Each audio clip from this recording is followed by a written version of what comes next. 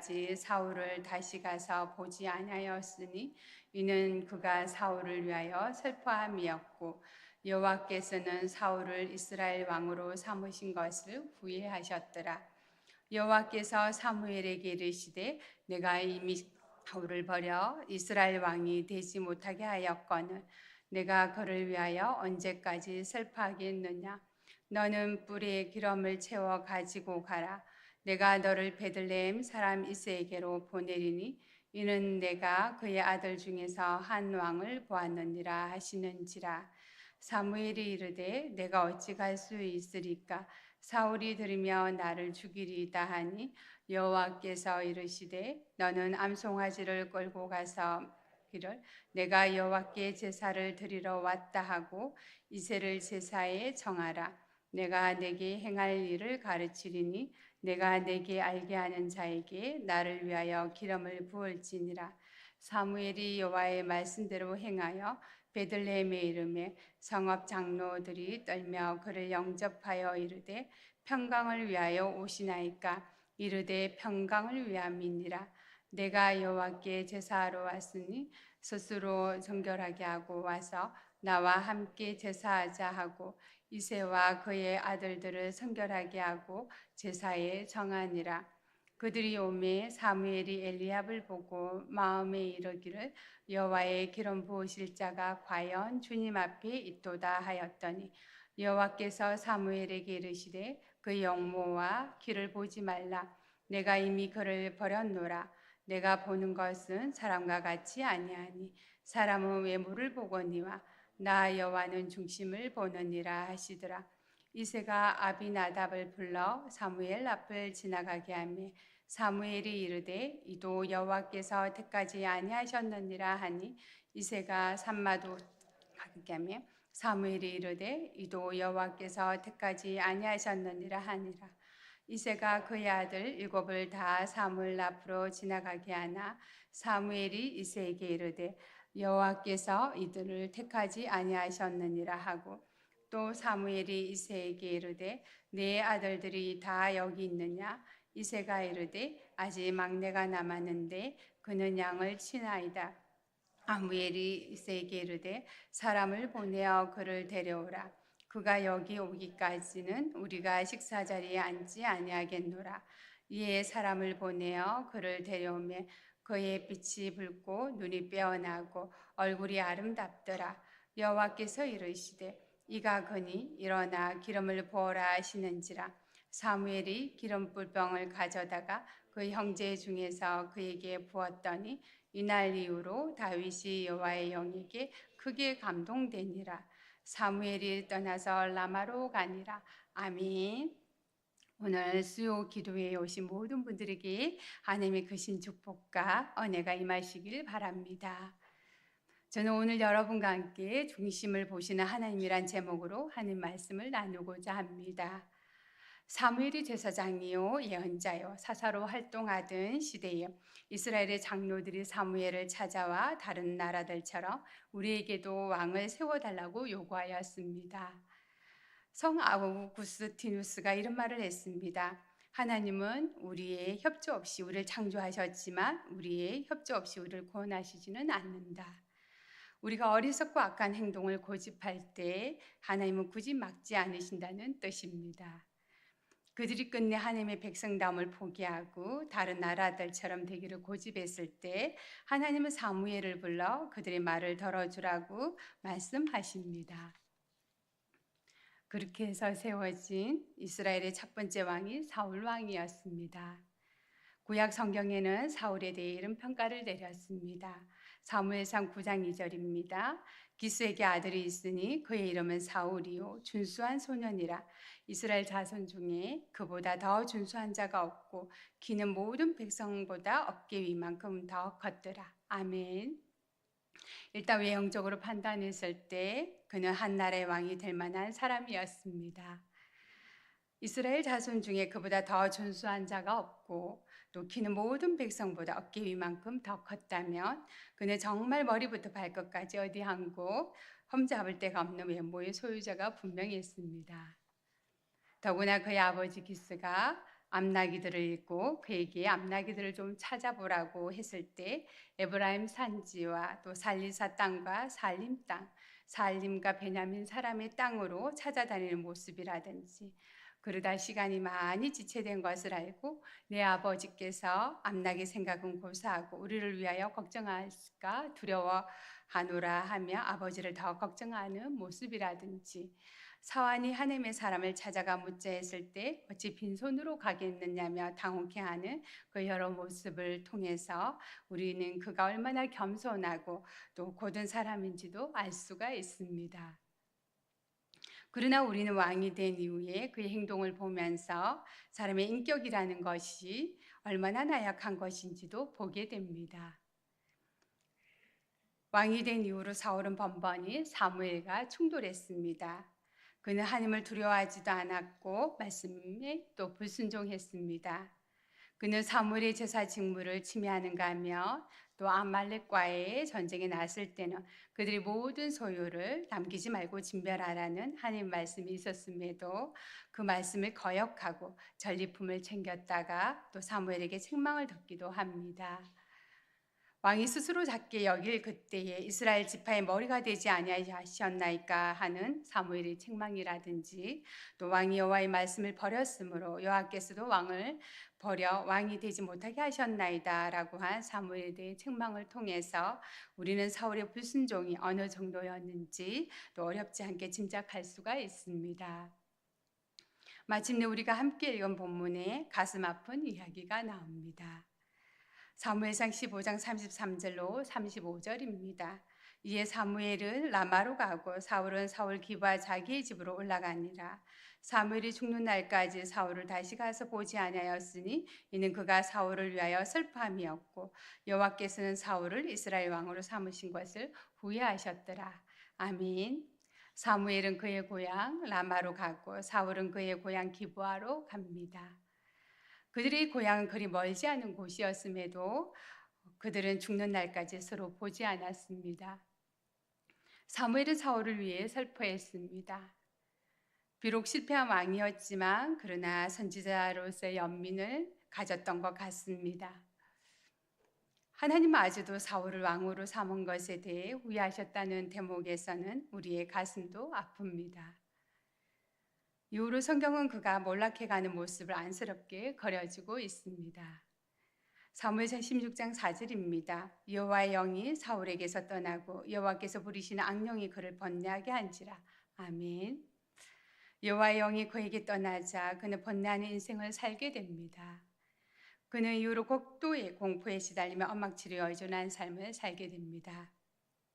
다윗이 수금을 들고 와서 손으로 타줄 때에는 한때 악령이 자기에게서 떠나가는 상쾌함을 경험하기도 하지만 그러나 자기를 위해 수금을 타던 어린 다윗이 어느 날 전쟁터에 나갔다가 골리앗을 무찌르고 또 백성들에게 칭송을 듣는 것을 못 견뎌하면서부터는 다시 질투심에 몸부림치는 너절한 인간의 모습을 보이게 됩니다. 그는 자기가 총애하던 한 소년을 죽이기 위해 진이 군대를 거느리고 또 온 마을로 숲으로 굴로 그리고 광야로 미친 듯이 찾아다닙니다. 엔게디 광야의 한 동굴에서는 오히려 다윗이 그를 살려줍니다. 그러나 고마운 마음은 잠시였습니다. 질투의 감정은 그를 삼켜버리고 맙니다. 그는 끝내 그 정상적이 못한 자기 감정을 추스르지 못한 채 자기가 총애하던 다윗과는 화해하지도 못하고 또 자기에게 기름을 부은 사무엘과는 결별하고 하나님께 버림을 받고 맙니다. 그런데 어느 날 하나님이 사무엘을 부르십니다. 사무엘상 16장 1절 말씀입니다.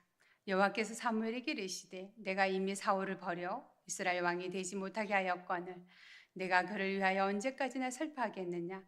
너는 뿔에 기름을 채워 가지고 가라. 내가 너를 베들레헴 사람 이새에게로 보내리니 이는 내가 그의 아들 중에서 한 왕을 보았느니라 하시는지라. 아멘. 하나님 사무엘에게 내가 이미 사울을 버려 왕이 되지 못하게 하였는데 너는 언제까지 그를 위해 슬퍼만 하고 있을 셈이냐 하며 너는 뿔에 기름을 채워 길을 떠나 베들레헴 사람 이새에게로 가라고 하십니다. 그러면서 하나님 하시는 말씀이 우리를 놀라게 합니다. 이는 내가 그의 아들 중에서 한 왕을 보았느니라. 아멘. 이 순간 여러분들은 어떤 상상을 하고 계십니까? 하나님이 보아두신 이스라엘 새 왕이라면 그는 어떤 인물일까요? 그는 얼마나 잘생긴 사람일까요? 그는 얼마나 똑똑한 사람일까요? 본문은 사무엘이 새 왕을 찾아 베들레헴에 있는 이새의 집을 찾아가는 장면을 비추어 줍니다. 이새에게는 아들이 8명이나 있었습니다. 사무엘이 이새에게 아들들을 한 사람씩 만나게 해달라고 합니다. 첫째 아들이 엘리압이 사무엘 앞에 나타났습니다. 그는 사울처럼 용모가 준수한 젊은이였습니다. 사무엘이 속으로 독백합니다. 여호와의 기름 부으실 자가 과연 주님 앞에 있도다. 아멘. 용모가 준수한 사울에게 그렇게 실망하고도 그는 아직도 외모로 사람을 보고 있습니다. 그런데 그 순간 하나님 말씀이 그의 정신을 번쩍 들게 하십니다. 사무엘상 16장 7절 말씀입니다. 여호와께서 사무엘에게 이르시되 그의 용모와 키를 보지 말라. 내가 이미 그를 버렸노라. 내가 보는 것은 사람과 같이 아니하니 사람은 외모를 보거니와 나 여호와는 중심을 보느니라. 아멘. 그리고 이후로 사무엘의 태도를 보십시오. 사무엘상 16장 8절로 10절 말씀입니다. 이새가 아비나답을 불러 사무엘 앞을 지나가게 하며 사무엘이 이르되 이도 여호와께서 택하지 아니하셨느니라 하니 이새가 산마로 지나가게 하며 사무엘이 이르되 이도 여호와께서 택하지 아니하셨느니라 하니라. 이새가 그의 아들 7을 다 사무엘 앞으로 지나가게 하나 사무엘이 이새에게 이르되 여호와께서 이들을 택하지 아니하셨느니라. 아멘.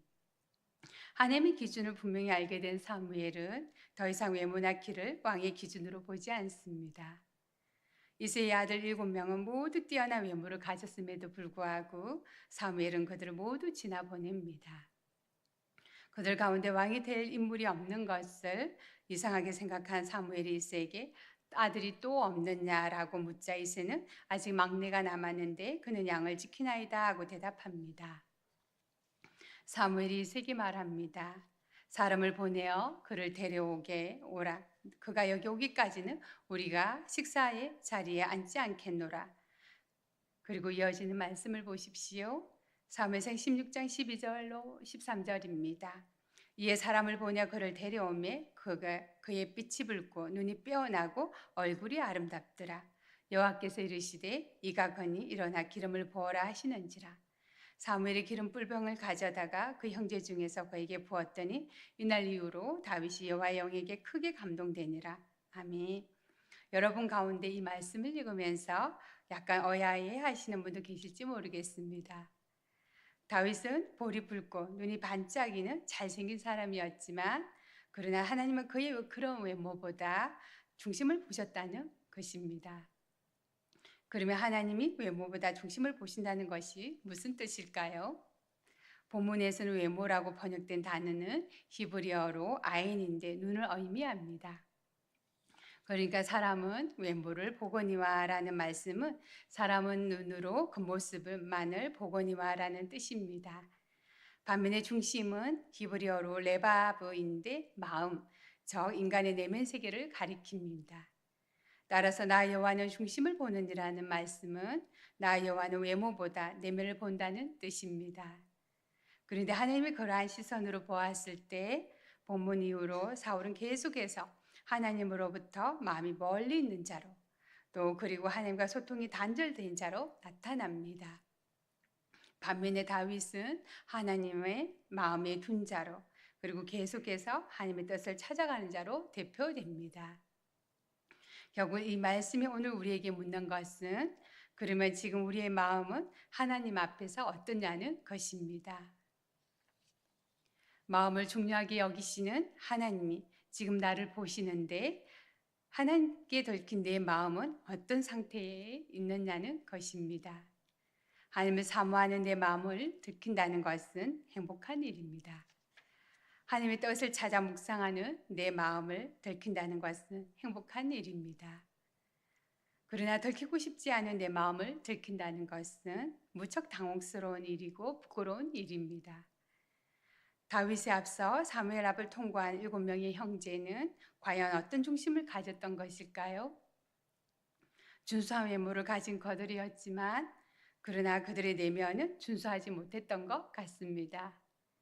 그들의 내면은 하나님의 눈에 덜지 못했습니다. 그들의 내면은 왕이 되기에 적합하지 못했습니다. 따라서 하나님은 그들을 그대로 흘려보냅니다. 그리고 내면이 아름다웠던 다윗을 선택하십니다. 하나님이 지금 우리의 내면을 살피시고 계십니다. 하나님은 앞으로도 우리의 내면을 살피실 것입니다. 조용한 시간을 내어 말씀을 읽고 또 말씀의 뿌리에서 묵상의 삭을 틔우고 또 묵상의 삭에서 기도의 줄기를 뻗어가고 기도를 통해 하나님 안에서 저 관상이 이루어질 때 우리는 마침내 중심을 보시는 하나님께 선택을 받는 존재로 발돋움할 것입니다.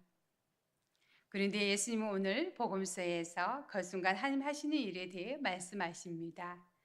마가복음 4장 30절로 32절입니다. 또 이르시되 우리가 하나님의 나라를 어떻게 비교하며 또 무슨 비유로 나타낼까? 겨자씨 한 알과 같으니 땅에 심길 때에는 땅 위의 모든 씨보다 작은 것이로되 심긴 후에는 자라서 모든 풀보다 커지며 그 가지를 내나니 공중의 새들이 그 그늘에 깃들일 만큼 되느니라. 아멘. 땅에 뿌려진 작은 씨앗은 하나님의 창조의 숨결로 삭을 틔우고 무럭무럭 자라 마침내 공중의 새들이 지친 날개를 실 수 있을 만큼 넉넉한 그늘을 제공하는 아름드리 나무가 된다는 것입니다. 이 점에서 우리는 생각해 보게 됩니다. 만약 사울의 중심이 하나님께 온전히 맡겨졌더라면 그 역시 얼마나 큰 나무가 될 수 있었을까요? 이스라엘 첫 번째 왕으로서 이스라엘 모든 백성이 지친 날개를 실 수 있는 얼마나 자상한 왕이 될 수 있었을까요? 그러나 그의 중심은 하나님께 있지 않았습니다. 그는 하나님의 마음에서 멀리 있는 자였고 하나님과 소통이 단절된 자였습니다. 사무엘은 사울을 위해 슬퍼했고 하나님은 사울을 왕으로 삼으신 것을 후회하셨습니다. 하나님은 새 왕을 보아두셨습니다. 그의 이름은 다윗이었습니다. 그는 자기의 중심에 하나님을 모신 자였고 계속해서 하나님의 뜻을 찾아가는 자였습니다. 하나님은 그의 중심을 보셨고 그에게 이스라엘을 맡기셨습니다. 여러분의 중심엔 하나님이 계십니까? 계속해서 하나님 뜻을 찾아가고 계십니까? 우리의 중심을 보시는 하나님 앞에서 중심을 가꾸는 자로 사시기를 바랍니다. 말씀을 읽고 묵상에 삭을 틔우고 기도의 줄기를 뻗어가고 마침내 하나님 안에서 사는 것입니다. 그러면 나를 자라게 하시는 분은 내가 아닙니다. 밤낮 자고 깨고 하는 중에 우리의 중심이 자라는데 나를 자라게 하시는 분이 바로 하나님이십니다. 어느 날 우리는 하나님의 손길 안에서 훌쩍 자라 새들이 깃들이는 아름드리 믿음의 나무가 되는 것입니다. 그리고 우리 중심을 보시는 하나님께 선택을 받는 존재로 발돋움하는 것입니다. 지금 이 시간 우리의 중심을 보시는 하나님 앞에서 다윗처럼 선택받은 자가 되어 공중의 새들이 지친 날개를 쓸 수 있을 만큼 넉넉한 그늘을 제공하는 아름다운 믿음의 나무로 쓰임 받으시기를 축원합니다. 이 시간 말씀을 생각하며 함께 기도하며 나아가길 원합니다. 여호와 하나님께서 말씀하십니다.